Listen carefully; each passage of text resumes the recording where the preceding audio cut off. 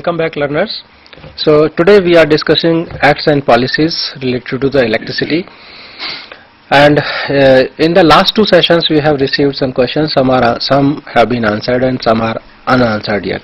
So we will be taking up these questions, but for the benefit of the learners who might have joined us late, I would like to introduce again my experts. To my right is Mr. V.S. Verma.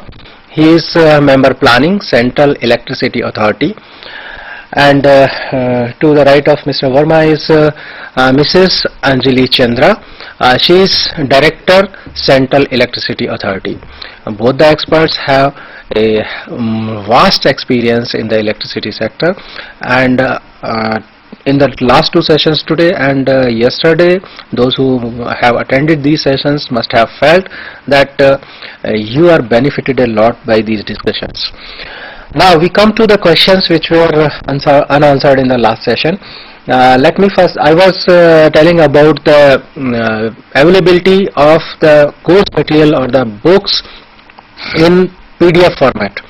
As I told you that it is available in 8 of the blocks. 8 of the books which we have sent to the students are also available in PDF format at the website of DRUM, and this website is www.drumindia, DRUM, India, Drum India, one word, .org. So www.drumindia.org. This is the website where you can find the all 8 blocks in PDF format. So you can download and go through the relevant one which we are discussing today, and we are going to discuss on next Saturday, Sunday. This is for your information that almost every Saturday, Sunday we will be conducting these video conferencing sessions. For September month, I have already dispatched the schedule. For October and November, I'll be sending this schedule to you. And regarding the other part of the questions, I would like to request Mr. V.S. Verma to respond. There was a query from Ranchi. He wanted to know how to measure the capacity of transformers and motors, etc. on a quick basis, rather than following a very detailed test procedures which are available in the various standards. I wish to inform you that the Bureau of Energy Efficiency has brought out the test standards for motors, transformers and other appliances. These are the shortcut method. The shortcut is not that this is not accurate, but shortcut is that it will take less time and within the desirable accuracy for the purpose of the energy manager and energy auditor, because he would like to compare the efficiencies, etc. basically. So these documents are available with Bureau of Energy Efficiency. I would also suggest, and as impressed on by Mr. Bhardwaj, that the more and more people should try to pass this examination of the Bureau of Energy Efficiency for the energy manager and energy auditors. You will get to know many of such informations automatically when you go through that course material and attend to these examinations. Thank you. And one question was from Ahmedabad, in which the learner wanted to know the availability or the source of the acts and various acts to. Bombay. Yeah, we can take this call, please. Bombay, speak, please. Hello. Yeah. Yes, please. Hello. Speak. Speak, yes. Please speak.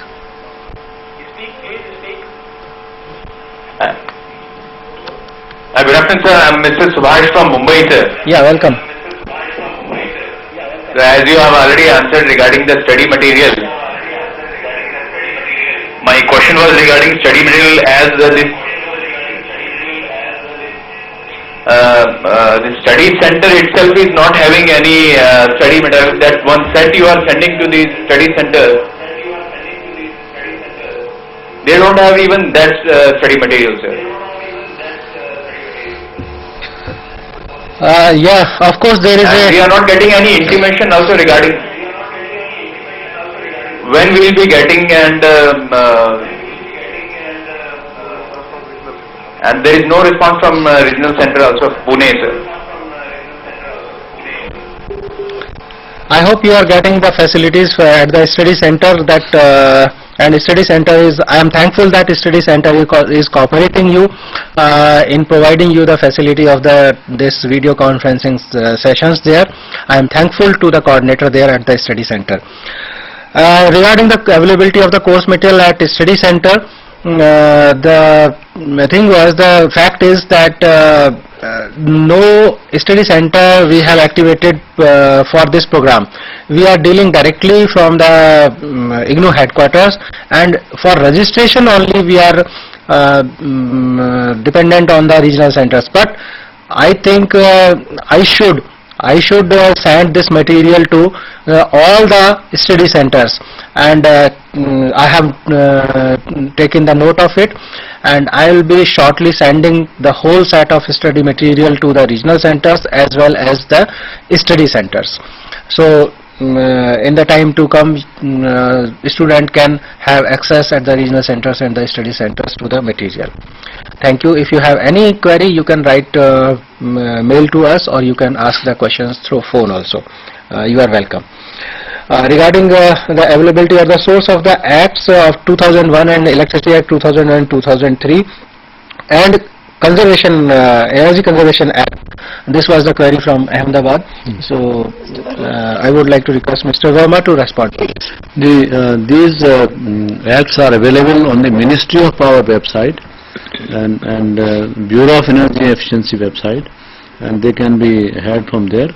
And if someone wants to purchase a hard copy, at least I know in Delhi on the government publication shop these are also available. But if you write to maybe CEA, if you write to Ministry of Power, if you write to Bureau of Energy Efficiency, they can be made available to you at no cost.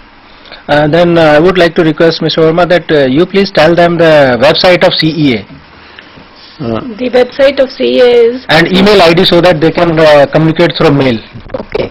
The website of CEA is cea.nic.in, and the email ID, we can give our own email ID, because then they can communicate. My email ID is anjuli@yahoo.co.in. So you can send your queries at this email, and Mr. Verma can tell his own.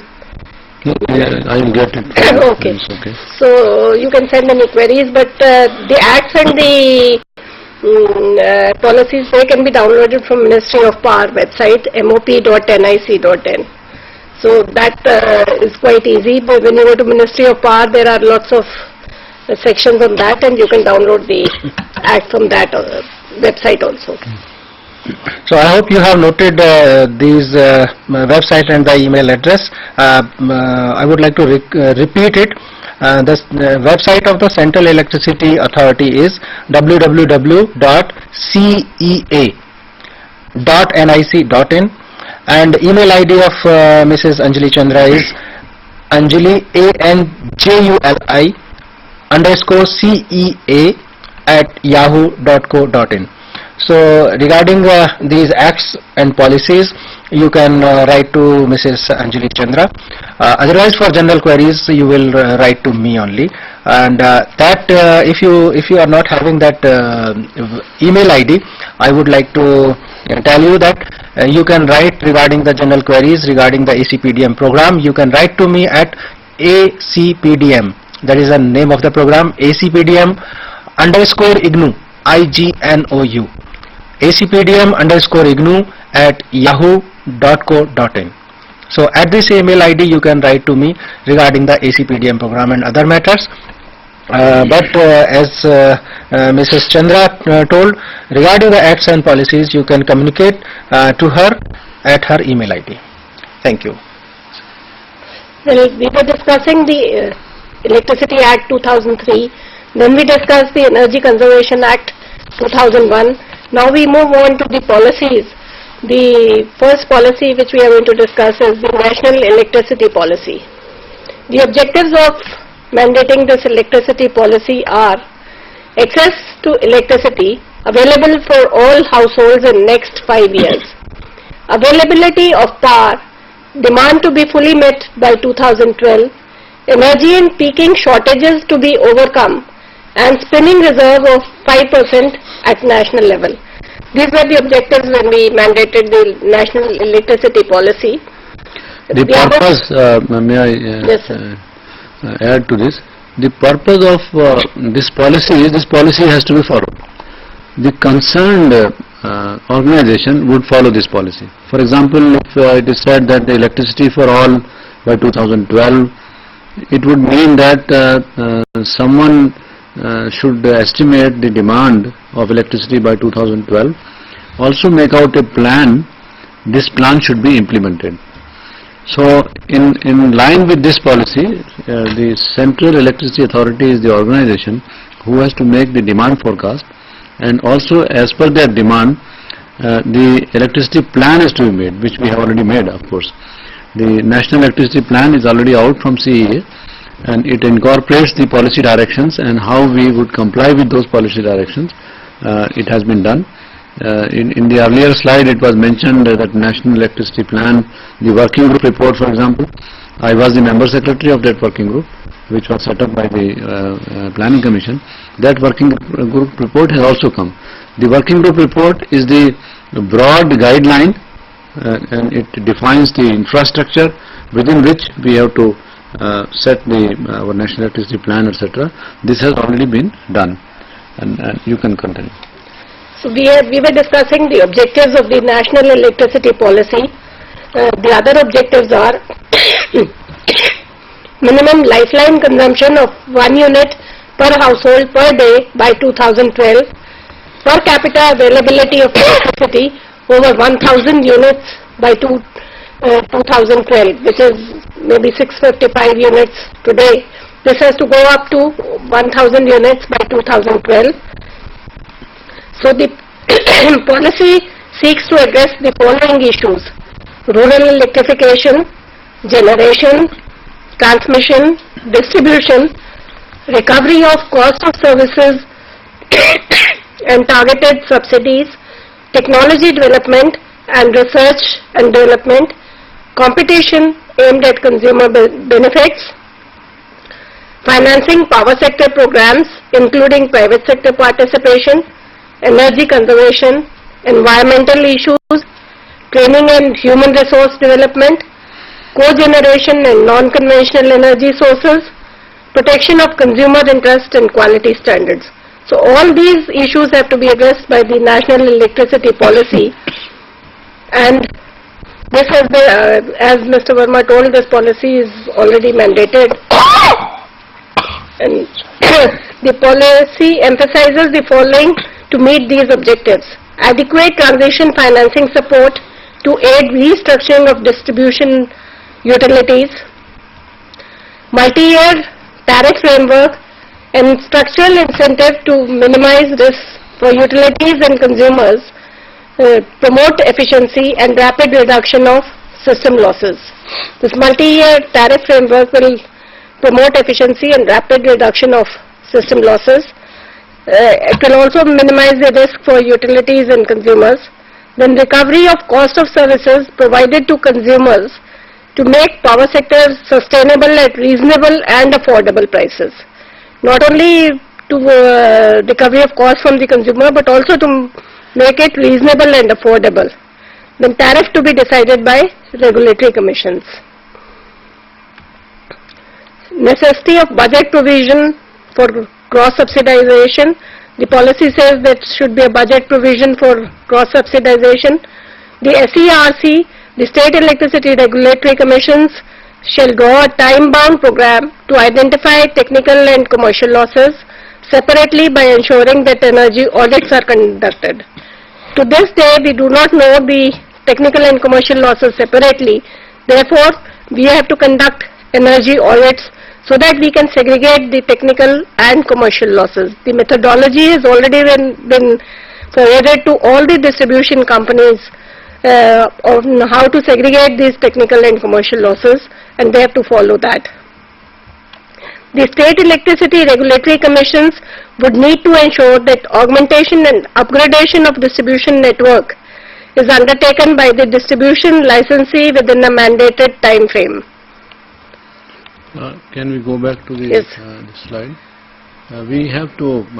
You have to understand the meaning of cross subsidization and the policy in this regard, that the budget provision, why there is a need for a budget provision for subsidizing something, that one of course is logical and understand.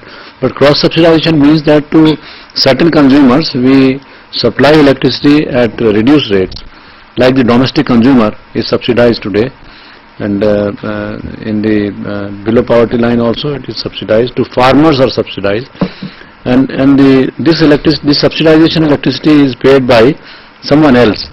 The industry pays for it. We supply electricity to industry at a higher rates. This is called cross subsidization. But then in a system where there is a transparency and the system has to be profitable, it must be sustainable. With those ideas in mind, the government has formulated a policy that the cross subsidization should be removed in a phased manner. Then the regulatory commissions must frame rules for that. The budget provision is required, suppose today, and in accordance with the Act, of course, any state government wants to supply a subsidized electricity. Suppose they decide that the farmers will get the free electricity today, then this electricity could be supplied by the distribution company, provided this subsidy is given to the distribution company in advance. This is a provision so that the distribution company does not go into loss, and the subsidy is assured. If this is not given in advance, the distribution company can refuse to supply electricity to those sections of the society, maybe farmers, maybe the villagers, rural India, or some other consumer for that matter. And that is why this provision is enforced today in the country. Any political rulers, if they want to supply electricity because of elections or because of other considerations or because of genuine considerations as well, if they want to supply free electricity, that subsidy government should find out of their budget and give it in advance to the distribution company. Well, we have discussed these provisions. Now we go back to the other provisions of the National Electricity Policy. So all consumers to be metered within 2 years. In fact, all the feeders in the Chief Minister's Conference held in February 2001, in February 2000 it was decided that all the 11 kV feeders will be metered by March 2001 and the consumers will be metered by December 2001. However, the SEBs could not make much headway, and now to ensure metering, that all the consumers are metered, this provision has come in the National Electricity Policy that all consumers to be metered within 2 years. Now, Mr. Bhardwaj, because of these provisions, I hope that the learners and the students must be getting more confidence now. When you get a doubt, you know, that the country is not doing anything, rural electrification, and then progress is not taking place, how shall everybody get electricity, or whether the plan would get implemented or not. These very basic provisions in the electricity policy, which is mandated to be followed. You can imagine that the government has taken very progressive steps and aggressively implementing it and monitoring also. Therefore, there should not be remaining any doubt that in the future time to come, the situation of electricity supply will improve, the quality of electricity supply would also improve, and the loopholes, the draining of the revenues, those sources are being blocked by saying that there will be metering at all places. Subsidy should come in advance. If you are not able to, if you can't afford this subsidy to be paid in advance, then don't give free electricity, for example. So all these provisions will definitely are very progressive in nature, I want to say. and after the change when these distribution is given in the private hands, so it is a compulsion that that subsidy has to be paid in advance. Yes, of course. Because earlier it was not so, and that electricity boards were distributing the electricity, so that was not compulsory that this subsidy has to be paid in advance. But for these private players, that has to be paid in That has advance. to be paid in advance, yes. Yes. No provision. The next provision in the electricity policy is that high voltage distribution system shall be promoted in stages to reduce LTHT ratio with a view to reducing T&D losses. As you all know, high voltage distribution system, in which we usually supply electricity at 11 kV and with a small distribution transformer at the consumer end to feed 2 or 3 or 4 consumers. It enables reduction of technical losses as well as commercial losses. So this is also made, this provision has been made in the electricity policy that this will be promoted. And we'll discuss high voltage distribution system in detail in the ensuing lectures. Then the next provision is regarding SCADA, that is Supervisory Control and Data Acquisition System, and data management systems shall be implemented in a time-bound manner. As you all know, that data regarding distribution systems is really very scarce, and especially it is not at the level of the distribution circle or DSC. It is always with a few JEs and linemen. So we want that the data management system should be promoted, and we should have a online supervisory control and data acquisition system, especially for distribution systems. So these were the provisions of the electricity policy. After that came the integrated energy policy. That was, I think, mandated by the planning commissions. Yes. You can give a background of the... Under the member energy of the planning commission, Dr. Kirit Parikh, this group was set up by the Prime Minister to have the integrated energy policy in the country, to look after all sectors. It is not only electricity, but it is the petroleum sector, it is the transport sector, it is the coal sector, it is the electricity sector, and this policy was made and finalized after a very detailed interaction and discussions with all concerned stakeholders. This was given on the website, comments were invited, and each certain selected individuals were also invited to give observations and comments, and finally this document was approved by the government, and it is to be implemented. The extracts of this each sector takes the clue from that energy policy and tries to implement that and incorporate that. Suppose there are variations, suppose there is a difference of opinion, suppose that particular provision there is a difficulty in implementation, then we are supposed to bring it out and suggest to the government that there is a difficulty in implementation of certain provisions of this energy policy, and instead we want to propose something else. So that kind of deliberation has been done while finalizing the working group report. The Planning Commission simultaneously set up the working groups in all sectors, working group on power, working group on energy efficiency, working group on research and development, for example, working group in petroleum and gas, working group in the transport sector, working group in construction sector. Several working groups were set up. These were the high-level working groups. They were headed by the secretary level officers, and then the members were co-opted from all concerned. These reports have also been submitted to the government. Now the government, the Planning Commission, is in this process of finalizing based on all these documents, the 11th plan is to be frozen. Although 11th plan action has already been initiated, but we must freeze the numbers of capacity addition, we must freeze the number of ports coming in, the additional capacity of manufacturing coming in, what are the construction agencies. In all these areas, the numbers are to be frozen, and 11th plan thing has to be finalized.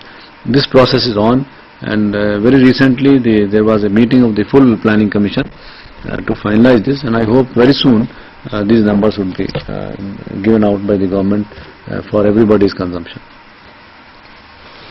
We were talking about the integrated energy policy, but the background given by Mr. Verma, I would like to tell you about the broad vision of the integrated energy policy. It was to provide, and it is to provide safe and convenient energy to all sectors, that's petroleum, transport, electricity, all sectors, at least cost, in a technically efficient, economically viable and environmentally sustainable manner. We want environmental sustainability also. That is the broad vision of the integrated energy policy. Now suppose you want to interpret this, if we can go back to those, if you want to apply these norms or these objectives to electricity sector, each one of them is important. Efficiency is important. I am explaining to you how we have implemented these provisions. Yes.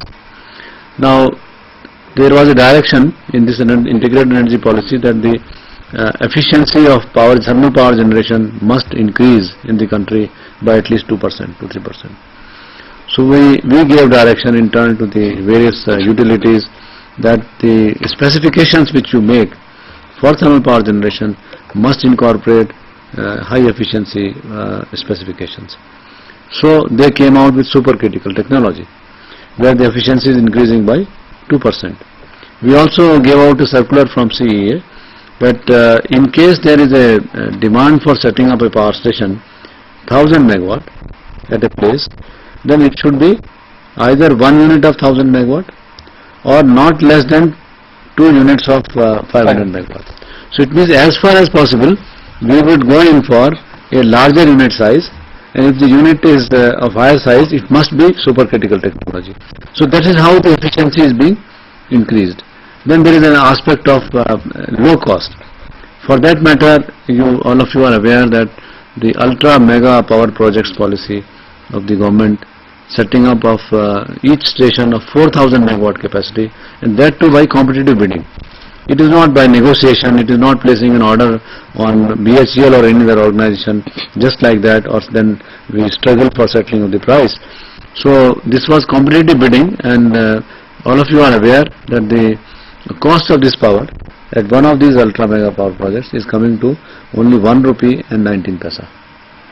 1 rupee 19 paisa, 4000 megawatt. It's very low. It's very low, and it has set the actually benchmarks for the country. And in another project, which we are building, where the imported coal is to be utilized, this price of electricity is 2 rupees 20 paisa, something like that. So, but then these are the bare minimum prices, and they are lower than any other power station being set up in the country. Yes, of course. And therefore, this provision of competitive bidding has set the pace for low price to the consumers. And there are other provisions. Each one provision has been implemented, and it is implementable. And therefore, I want to stress here that whatever provisions are made, they are not theoretical provisions, and they must find place in the actual execution of the projects in the country. We go back to the integrated energy policy. The main recommendations under the integrated energy policy are: coal shall remain India's primary energy source till 2031-32. As Mr. Verma told yesterday that we have about 200 billion tons of coal reserves. Then power reforms. Now, not only that, I Yes. just like to interrupt that we must depend on indigenous coal. Energy security is one very big issue in the country. So from the energy security considerations, I mean, as a matter of principle, we should not depend on the raw materials on an outside country. Suppose there is a war, suppose there is the relations between two countries deteriorate because of any political considerations, then this country can take you to ransom by not supplying fuel, not supplying coal, not supplying gas, for example.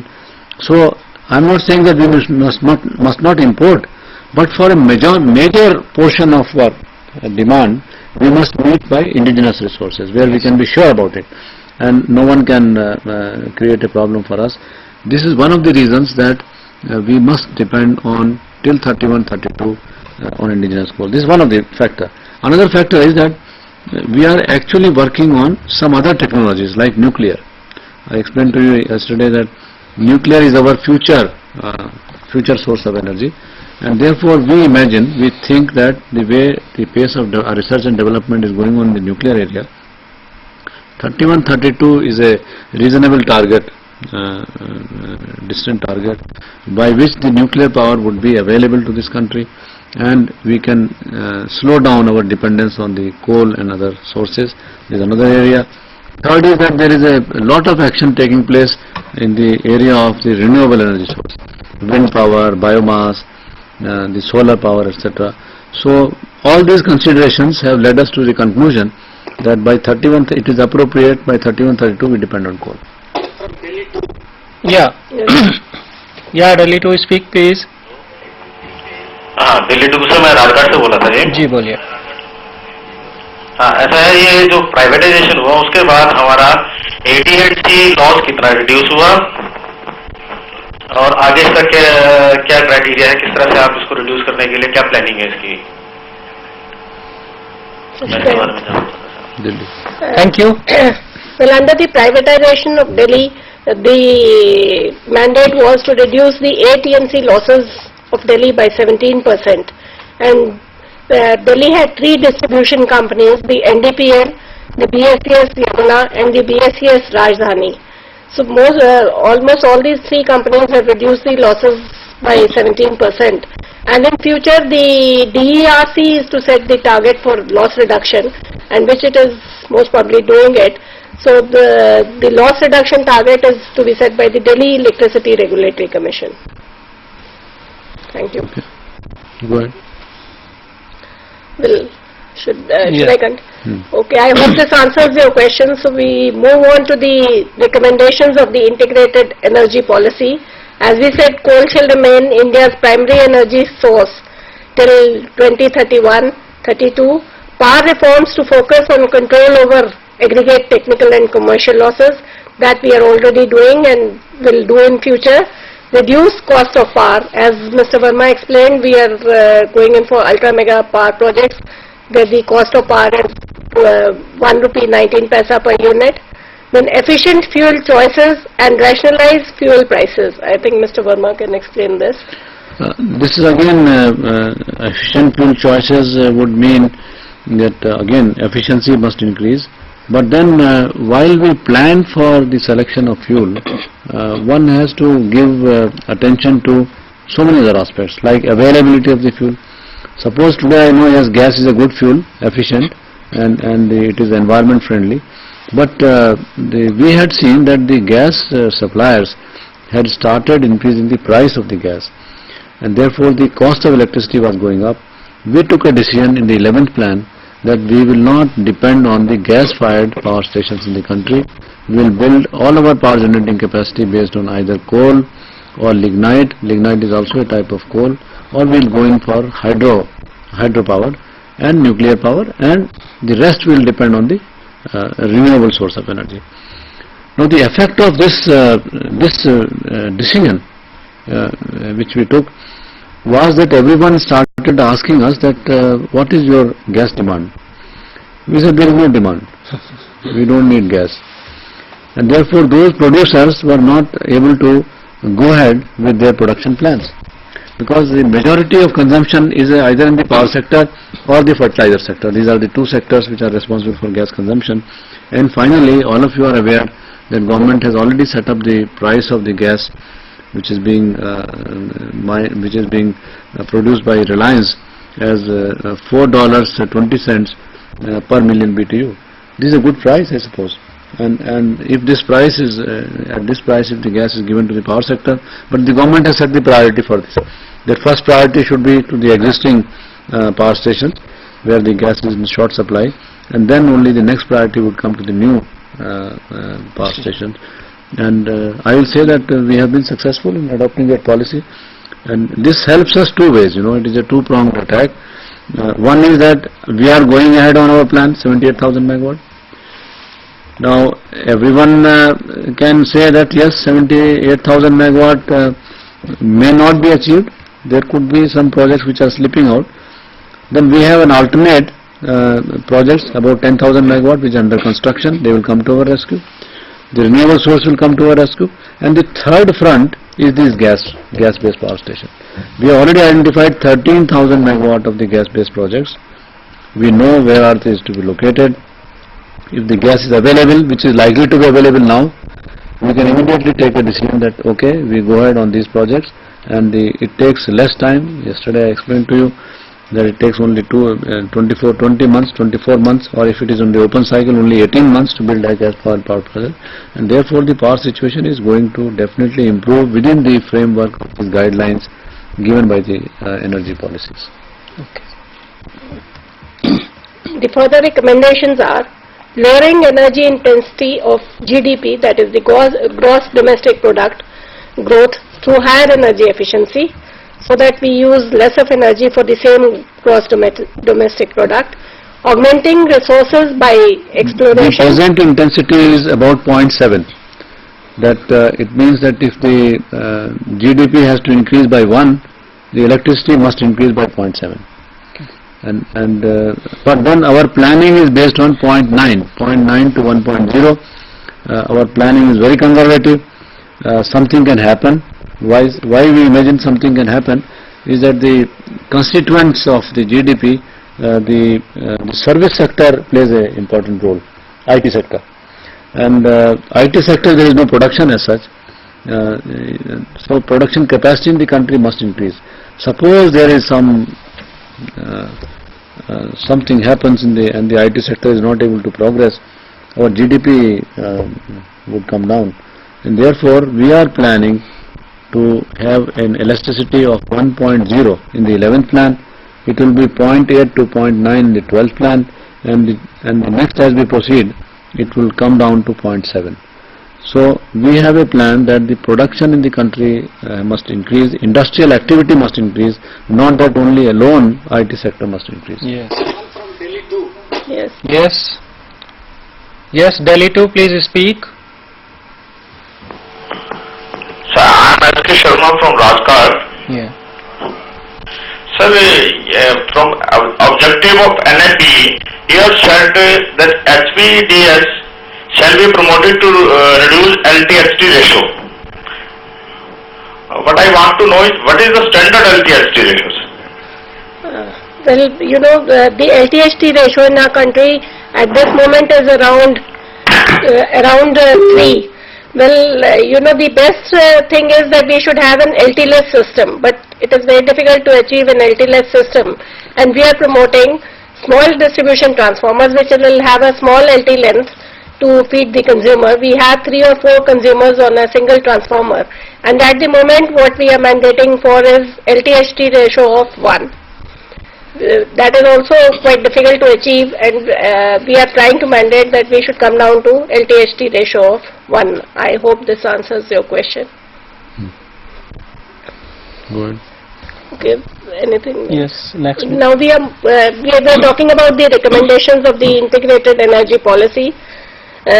So we have talked about lowering of energy intensity of GDP growth through higher energy efficiency, augmenting resources by exploration, role of hydro storage scheme to be developed, and in the nuclear sector to realize 3-stage development process and tap vast indigenous thorium reserves. So would you like to say? This is one is the augmenting resources by exploration. Augmenting resources by exploration. This recommendation has come because this coal reserves, for example, in the country is 200 billion tons. Now this assessment was made long ago, and now the technology has changed. There is a feeling that this must be reassessed, because the coal lies underground at higher depths, and there is a feeling that this must be reassessed so that we know accurately. Now we are going ahead on this basis of 200 billion tons and 70% mineable. But actually, because of the new developments in technology, even the deeper mines can be, the coal can be mined from the deeper mines because of newer technology, or gasification can be done, or even liquefaction is possible of the coal. Similarly, on the gas front, you know that a whole lot of exploration is going on. This is the exploration on the gas, and on the nuclear side, Nuclear side, it is mentioned that thorium. Why it is mentioned thorium is that this thorium, there are a lot of reserves available for thorium. We are the highest in the world on thorium reserves, but so far the technology is not developed to consume thorium for power generation. So the R&D is on in this area. This three-stage development is, one is the pressurized heavy water reactors. These are the common type of reactors we are using. We took this technology from Canada, and most of the reactors, power reactors, are designed based on this technology. The next stage is the when we convert the used uranium and use it in the fast breeder reactor. This technology is also research and development has been going on for last 10 years, and I am glad to share with you that we have almost perfected this technology. One experimental reactor of 500 megawatt size is under construction. We are not including this in our program, but when this comes up and we test this reactor, then on a larger scale we will build the fast breeder reactors in this country. The third stage is thorium based. If we are successful, that research is also going on. If we are successful on thorium based, then I can say that we do not need any other kinds of the fuel reserves in the country. I mean, we need not burn our coal, we must keep it reserved, we must not burn our gas for power generation, and thorium alone will suffice for our energy needs of the whole country for the next 200 years. Call from Delhi to. Yes, Delhi to please speak. In your previous sessions, you have mentioned the final implications on the power theft. So my question is that it is very easy to put a final implication, because that is the simplest thing that we can do. So if a person is caught by stealing electricity, he can be freed by paying some amount. So my question is that, do you have any other means, technical means, so that you can prevent people from stealing or tapping the power? Yes. Well, I'll answer that question. Of course, charging people with theft is the easiest. Even that is not very easy, because we had a very cumbersome process of charging people and launching prosecutions. But this has been simplified under the Electricity Act 2007. However, the technical measures for controlling theft are use of high voltage distribution system. It is difficult to tap the 11 kV system.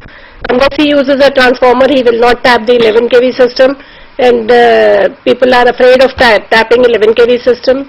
Use of aerial bulge cables is another, because you can easily tap a bare conductor, but if you use the aerial bulge cable, then it will be very difficult to tap from an aerial bulge cable. So use of HVDS with aerial bulge cable is one of the very potent means of reducing theft. Then we have tamper-proof meter boxes. We use electronic meters. We can do energy accounting and auditing. There are various measures which we will discuss in detail in the commercial loss reduction lecture. Not only that, you said that punitive action like fining is easy, he can get away with this. Yes, he can get away with this. Along with the fine, there is a punishment of jail. He can go to jail for 3 months. Now, this is non-bailable. He cannot come out of the jail. He has to undergo that punishment. And the third punishment which is conceived in the Act is that if he is caught second time, the same offender, if it is caught second time, then he will be debarred for taking the electricity connection. From getting a connection again. For 3 years, for 2 years, for 1 year, depending on the kind of offence he is making. And I don't think that any industry, for example, can afford such a kind of punishment. So once caught, he will not do it. This is a punishment like if somebody is caught stealing something in these Arabian Muslim countries. They will cut his hand or cut his... I mean, they are very severe punishment.